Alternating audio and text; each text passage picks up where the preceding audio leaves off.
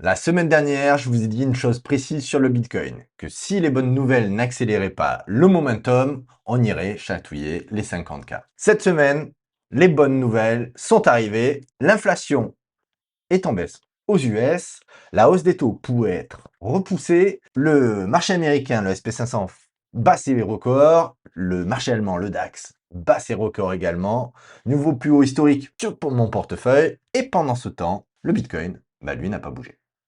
Donc, de mon côté, je suis passé en 2 semaines de 30% de cash à 6%, 6% au plus haut historique des marchés. Je vais vous expliquer pourquoi et surtout à quel prix. J'admets que je me suis trompé. Reste avec moi. À tout de suite. Bienvenue à toi dans mon journal d'investissement. Si tu ne me connais pas, je suis Fabien, investisseur autonome installé maintenant à l'île Maurice et chaque semaine, je te partage en toute transparence mes réflexions, mes prises de décision.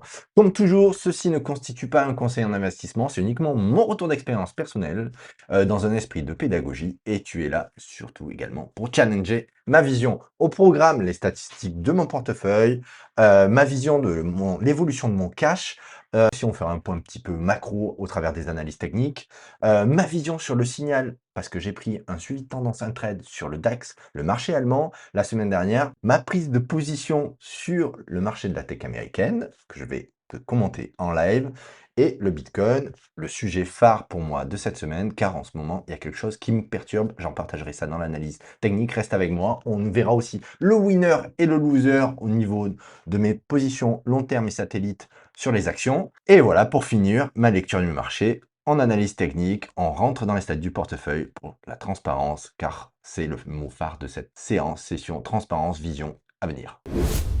Et bienvenue dans les stades du portefeuille, 9,56. On a pris quelques pouillèmes depuis la semaine dernière et c'est plutôt agréable. Le mois d'août continue à être dans le vert. Effectivement, les valeurs sur lesquelles on s'était positionné durant les précédents mois commencent à payer. C'était des valeurs sous-cotées que je partage dans mon journal de bord, qui est mon canal Telegram, auquel tu peux t'abonner. Le lien est en premier commentaire. À cela, pour continuer dans la transparence, tu peux voir que mon cash est passé maintenant à hauteur, bon, je suis investi à hauteur de 94,4%, un peu plus de 6% de cash, il me reste, réparti de la façon suivante, à peu près 60% en actions, 33% en ETF, et crypto notamment, only Bitcoin.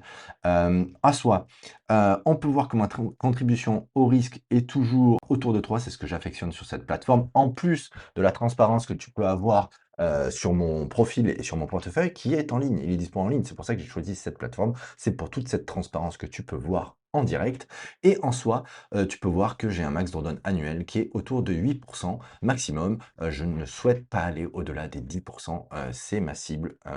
Voilà, je ne veux pas dépasser une volatilité plus de 10%. La contribution au risque, on voit qu'elle a augmenté sur des actifs et pour cause, puisque je suis rentré. Pas plus tard qu'hier, j'ai pris un swing trading, on appelle ça, la semaine dernière sur le DAX allemand. Et là, je suis rentré sur les valeurs de la tech américaine. Je partage le tout dans mon journal de bord. Et d'ailleurs, si tu en es là, ça me ferait plaisir que tu mettes un pouce, un commentaire pour soutenir ma chaîne, la création de mon contenu et surtout ma transparence. Et parce que c'est ce que je fais et c'est ce que je privilégie sur cette chaîne. Je t'en remercie. On continue avec, comme tu peux le voir, donc toujours le max drawdown. Il y a quand même un peu plus de risque. J'ai pris un peu plus de risque et pourquoi j'expliquerai ça dans l'analyse technique qui va suivre. Rien de plus à signaler. On a fait le tour. Le gros changement de cette semaine, c'est que on est passé de 15% de cash à 6% approximativement. Maintenant, je vais te faire une analyse technique et t'exposer mon winner et mon loser de la semaine, ainsi que la prise de profit, ainsi que mes prises de position en live. Je te dis ça à tout de suite. On rentre dans l'analyse du King, l'analyse du roi, l'analyse du Bitcoin, celui qui me fait frétiller cette semaine. Car, on va voir, mais je trouve que ça sent pas bon. Ça sent pas bon pour la suite. Allez, à bientôt. À tout de suite. Analyse du King, analyse du roi, analyse du Bitcoin. On est en train de faire une incursion en dessous de la moyenne mobile des 200 en semaine que je suis maintenant avec toi semaine après semaine. Et on peut le voir que pour l'instant, c'est pas glorieux dans le sens où, comme la macro pour l'instant est remplie de bonnes nouvelles, on est en train de battre les marchés. Sur le marché américain, on fait des plus hauts. Sur le marché européen, on est en train de faire des plus hauts. Même le CAC 40 a fait des plus hauts. Et le Bitcoin, lui, continue de consolider. Et même, on dirait qu'il a envie d'aller faire une limite en dessous de cette moyenne mobile des 200 en semaine. Si on regarde en journalier, même on pourrait dire pensé, en live, je l'analyse avec toi, qu'en dessous des 62 000, ça serait une cassure qui pourrait accélérer le momentum baissier vers les 50, vers ce que j'avais mis comme résistance, que tu peux voir là en orange. C'est pas glorieux pour le King, car qu'est-ce qu'on attend pour renverser la vapeur alors que le marché a envie de risque en ce moment, potentiellement un recul de l'inflation et des taux à venir sur la Fed qui donneraient un peu plus de bouffée d'air, et le Bitcoin ne sait pas tirer son épingle du jeu sur ce sujet.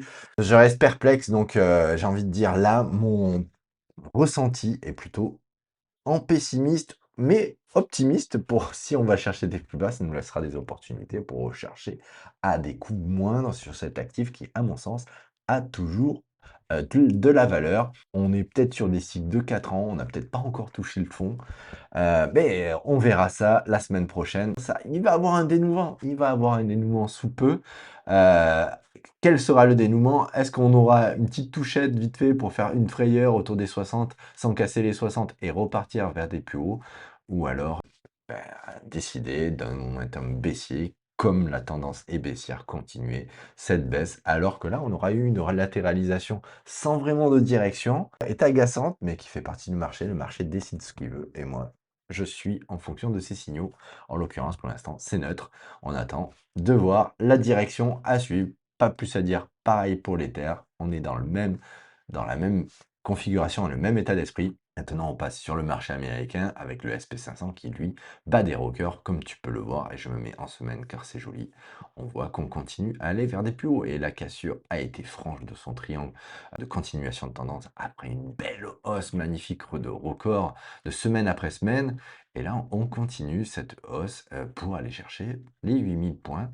C'est à la fois effrayant car on fait des records sur records, mais la direction est montrée et il faut savoir en tirer parti pour suivre le momentum. Et là, en l'occurrence, c'est monter vers de la croissance. Et le DAX, quant à lui, ben, confirme ce que je disais la semaine dernière, et pas mécontent de m'être positionné la semaine dernière, parce qu'on continue, à l'heure où je vous parle, il est 12h30 heure de Maurice, il y a 2 heures de décalage avec la France, et on continue pour aller chercher le haut de son canal. On a une accélération, on pourrait avoir une latéralisation, parce qu'on est quand même dans une période estivale, les volumes sont pas glorieux, mais la direction est montrée, à voir si on aura une petite correction pour nous laisser ou laisser au retardataire le temps de recharger pour repartir après. Mais pour moi, le cycle sur le marché allemand est là et on va essayer d'en tirer parti au maximum sur ce portefeuille. Je profite également de parler du Nasdaq qui a réintégré son triangle de compression. Pour le coup, il a l'air de vouloir venir le haut. Si on se voit en journalier, ça parle un peu mieux. Il a l'air de vouloir rechatouiller ses plus hauts autour des 31 000, ouais, 30 500. À voir ce que cela donnera. J'en ai profité de cette bougie hier pour prendre un petit ETF pour suivre la tendance. Voilà, un petit ETF tout simple. Tu peux aller voir sur mon profil pour suivre la tendance et voir si ça va me porter de plus haut. J'ai l'impression que comme tous les marchés montrent un petit peu la tendance à venir qui est une hausse, à moins d'un Black Swan ou de news vraiment qui viendrait de nulle part pour l'instant qu'on ne verrait pas. Pour moi, c'est très positif et on va vers des plus hauts sommets, même pour la tech américaine, qui tire parti de son jeu. Le portefeuille également en tire parti. J'ai envie, et le winner, on passe maintenant au winner de la semaine. Je préfère les regarder en weekly. Et là, tu peux voir que le winner de la semaine, eh ben, c'est Schneider Electric. J'avais partagé mes prises de position il y a de cela des mois dans le canal Telegram qui est mon journal de bord. Tu peux t'y inscrire, c'est gratuit. Le lien en premier commentaire. Mets-moi un like si tu en as pu en profiter. Un commentaire également. Si toi aussi tu es sur cette valeur, c'est vraiment une belle valeur si tu suis un peu l'aspect fondamental aussi également, et qui peut être corrélé aussi à l'IA sur l'aspect tout ce qui est électricité, qui est pourvoyeur d'énergie.